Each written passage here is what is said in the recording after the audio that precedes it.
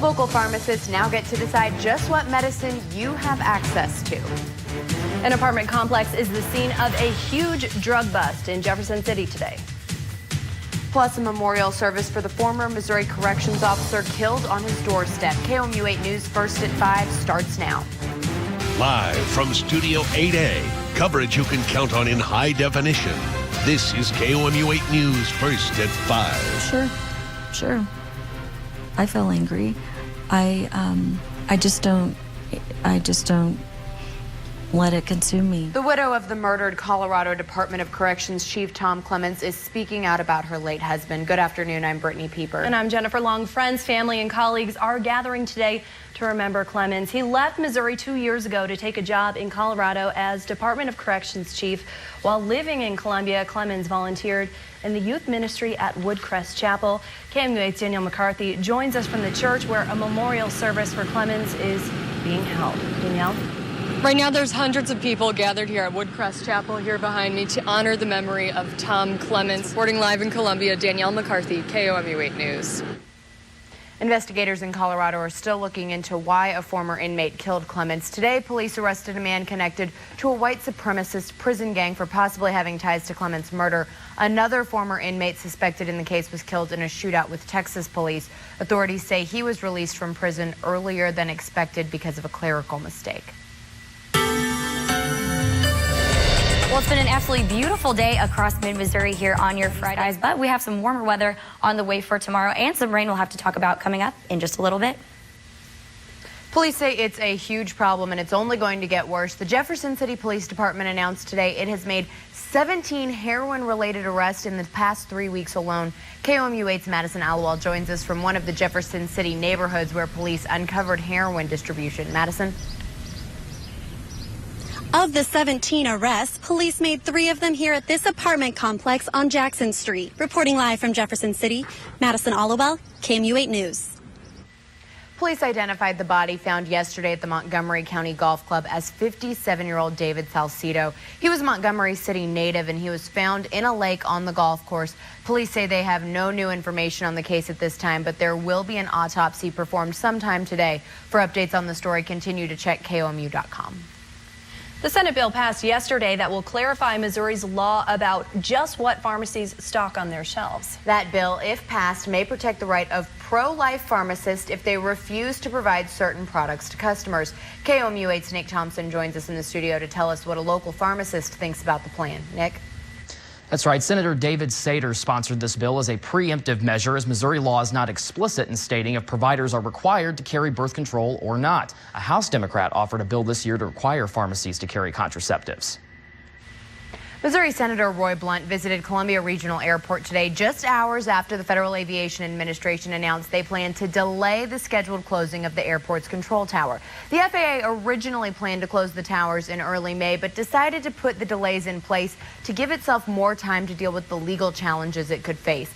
Blunt says there may be reason to be concerned about safety once the towers shut down. The FAA decided to close 149 towers around the U.S. in order to deal with automatic spending cuts.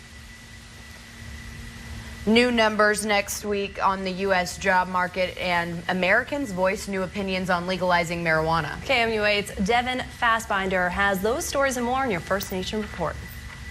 There's good and bad news on the jobs market today. Reports show that employers added about 88,000 jobs in March. That's the lowest amount in 9 months. Still, the unemployment rate fell from 7.7% to 7.6%, which is the lowest it's been in 4 years.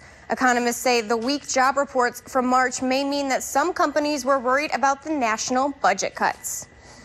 The American people say the government should legalize marijuana. A new study reports that for the first time in 4 decades, 52% of Americans believe that pot should be legal. Back in 1969, only 12% of Americans favored marijuana legalization. Americans also say that the government spends too much money on marijuana laws.